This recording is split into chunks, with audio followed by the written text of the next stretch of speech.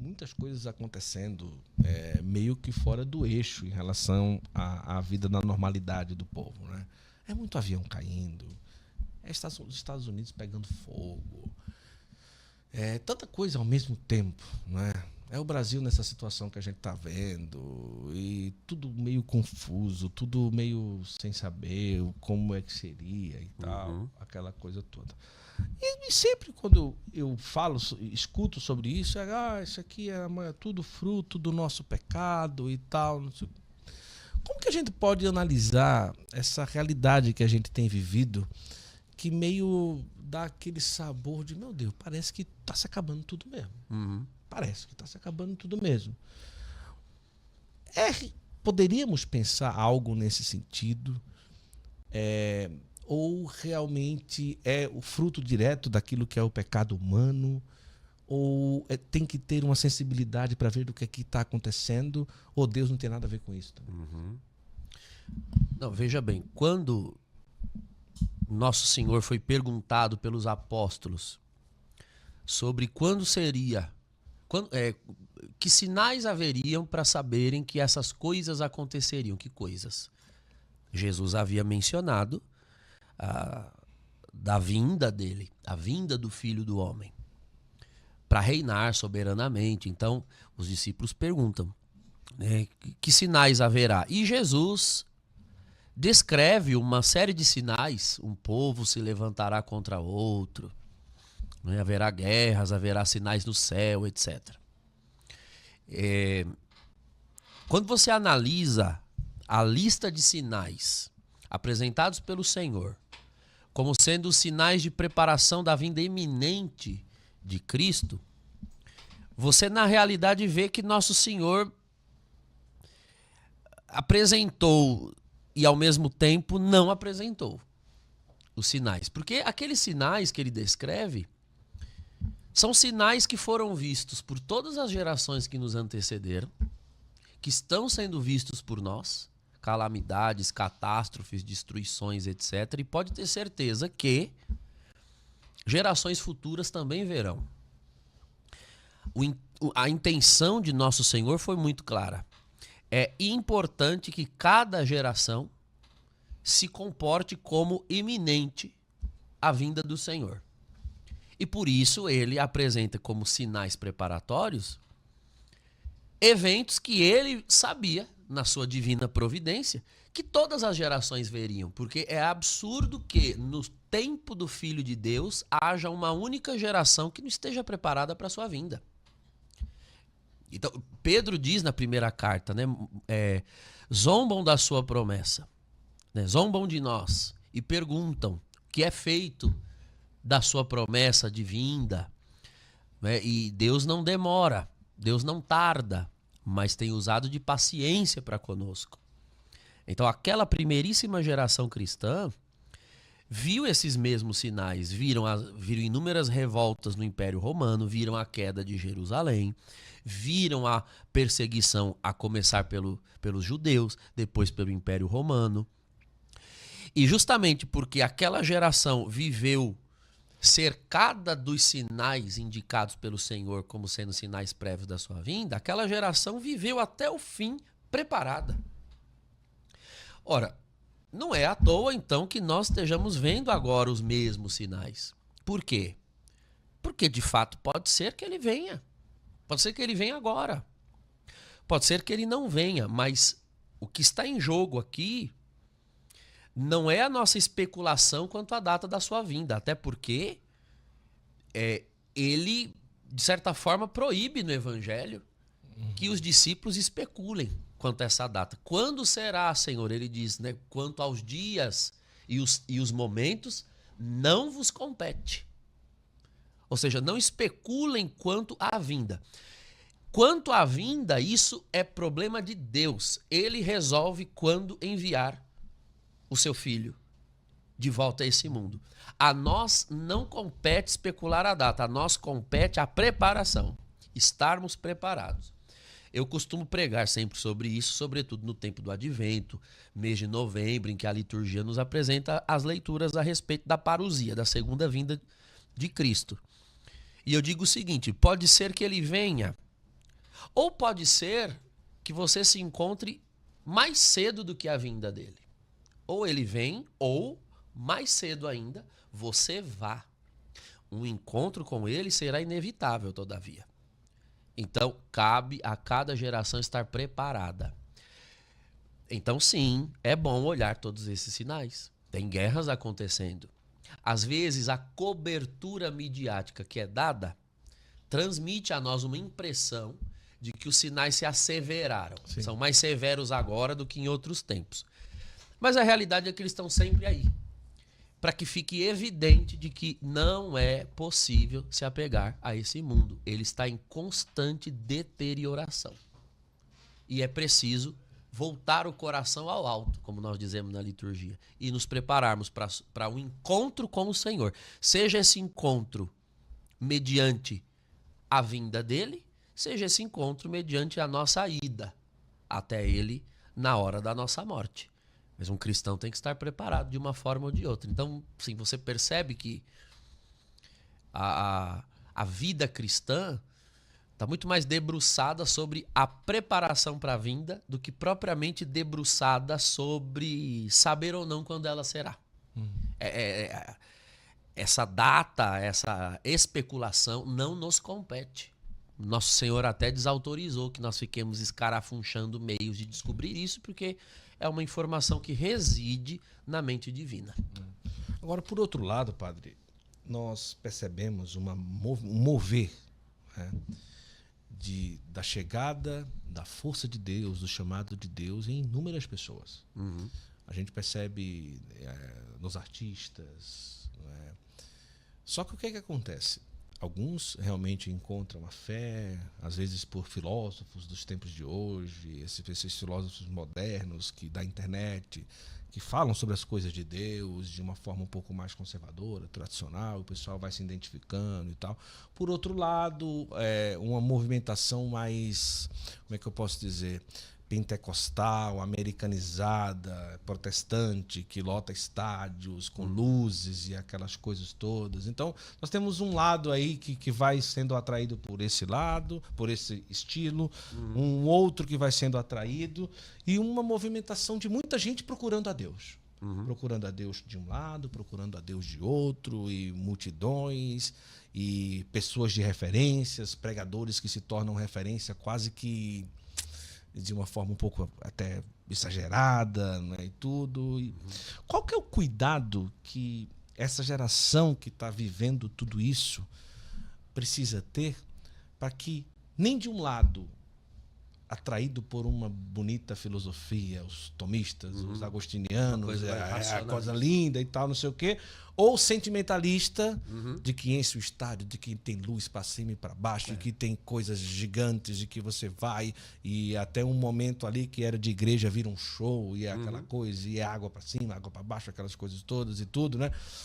De achar realmente alguma coisa madura na sua fé e não ser algo assim que com o vento acabe passando. Né? Você está tocando num ponto nevrálgico da crise de referência que há na atualidade.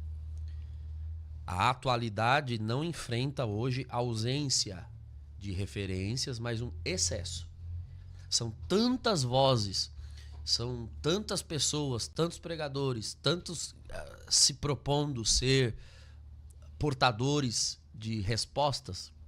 São tantos canais no YouTube, tantos perfis no Instagram e assim por diante, que o pessoal fica desbaratinado, né? Fica perdido. E geralmente quem se perde nos extremos. Você mencionou dois. O viés racionalista, ou seja, respostas que parecem ser muito plausíveis, muito palatáveis, atraentes na filosofia, ou até numa teologia mais rebuscada, tradicional, etc. E, por outro lado, quem prescinda de tudo isso, relacionado à razão, e entenda que uma experiência autêntica de Deus seja mais verificável pelo termômetro das emoções. Então, qual é o melhor lugar para se estar? É o lugar em que se sente mais. Então, de um lado, pessoas que procuram uma religião para crer, e outros que procuram uma religião para sentir. A igreja ela já lidou com isso em diversas outras épocas da história. Nenhuma coisa nem outra. É preciso olhar para Jesus Cristo. Jesus Cristo é o verbo que se fez homem, carne, ser humano inteiro. A verdade ela só pode estar numa igreja que tenha como proposta a salvação, a plenitude do ser humano todo, não partes dele. Então, quando você prega a conversão a um grupo religioso que, em nome da razão e do conhecimento, descarta qualquer possibilidade da emoção, há aqui um problema. Porque a emoção, ela faz parte da experiência humana. E quando você coloca a razão acima da emoção, fazendo da religião racionalismo, há algo de errado com esse cristianismo. Que encarnação é essa? A igreja lidou com isso, por exemplo, ainda no primeiro século, com o gnosticismo. Foi uma heresia que pretendia justamente apregoar a necessidade de elevação intelectual, racional, e que isso verdadeiramente seria a salvação. Bom, como fica uma pessoa iletrada, uma pessoa que tem algum impedimento de ignorância invencível, sim, etc. Como fica uma pessoa de idade, alguém que não é dado à via intelectual? Então, o gnosticismo criava uma espécie de religião elitizada, uma elite intelectual. O cristianismo verdadeiro não é isso. Por outro lado, o emocionalismo é igualmente um problema. Sim. A igreja também enfrentou isso, por exemplo, com a heresia montanista, no segundo século, e outras tantas. Havia uma veia do próprio gnosticismo, que era o chamado gnosticismo grotesco. Você tinha o gnosticismo mitigado e o grotesco. E esse grotesco era aquele que dizia que como o que importa é a razão e a alma, o que se faz do corpo pouco importa. Então existiam seitas, como a dos nicolaítas, que inclusive são mencionados no Apocalipse. Os nicolaítas eram dados à depravação sexual. Né? E diziam-se cristãos, mas praticavam prostituição, orgias, etc. Logo, esse tipo de gnosticismo caiu na ridicularização por razões óbvias, mas você veja que todo fanatismo beira a loucura. Então, você dizer que a verdade está naquilo que te faz sentir é pôr-se em absoluto perigo.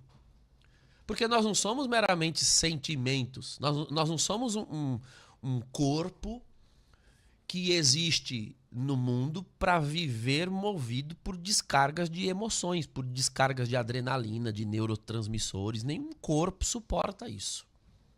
Nenhuma experiência é capaz de lhe oferecer esse tipo de descarga de dopamina, de prazer, né? Então, você ficar naquele invólucro da performance. Ir hoje a um prédio em que esteja todo cheio de luzes, com toda uma performance estética para te levar à emoção, a médio e longo prazo, aquilo cai no absoluto costume, você se habitua e começa a ter necessidade de algo mais profundo, sim, para além dos sentimentos. Porque nós não somos só sensações, nós somos seres de razão.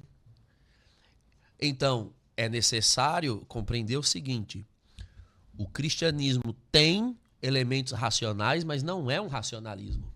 E o cristianismo também tem elementos emocionais, mas não é um emocionalismo. Uhum. Esses ismos aqui é que são o problema. Então, a igreja nunca viu com estranheza a teologia, a filosofia, porque a razão compõe o ser humano. E se Cristo veio se Cristo veio se fazer homem para a salvação de todo homem, do homem todo, também há algo de Cristo para a razão. Por isso a teologia e a filosofia. Se Cristo veio para o homem todo e para todo homem, então também há algo de Cristo para a emoção. Não é um pecado uma experiência emocional. Não é pecado abrir-se, permitir-se viver um elemento emocional. O que não pode é a gente viver do racionalismo nem viver de emocionalismo. Isso aqui não é o pão de cada dia. O pão de cada dia se dá na esfera da fé. Na esfera da fé. Ou seja, aquilo que creio, aquilo que vivo. A palavra de Deus, que é ouvida, que é vivida e que gera em mim virtudes verdadeiras. Mudança de comportamento. Repare que uma coisa e outra não necessariamente forjam um comportamento. Você pode ser erudito em conceitos e não permitir que esses conceitos desçam a uma mudança de atitude. Sim. Você pode ser expert em falar de algo sem necessariamente se envolver com o conteúdo desse algo. A gente fala muito sobre isso em retiros de clero. É, infelizmente, perfeitamente possível você ser um expert em falar de Deus, sem nunca, porém, falar com Deus. É um perigo, é uma possibilidade terrível. Falar tão bem de Deus, porque a gente domina textos teológicos, domina raciocínios, domina estruturas epistemológicas do saber teológico, falar muito bonito de Deus. E achar que falar dele é suficiente e nunca se vai ao sacrário, nunca se pega a palavra de Deus para rezar, só pega para catar versículos para citar num artigo científico e começa a virar um cérebro. Esquece de ser gente, pessoa, nas mãos do Senhor. Isso é um perigo. Então, nem toda conversão racional é propriamente uma conversão. É preciso que aquilo se traduza em virtudes. E o mesmo você pode dizer, o mesmo discurso se aplica ao emocionalismo. A pessoa pode chorar, cair no chão, subir na parede, babar, espumar.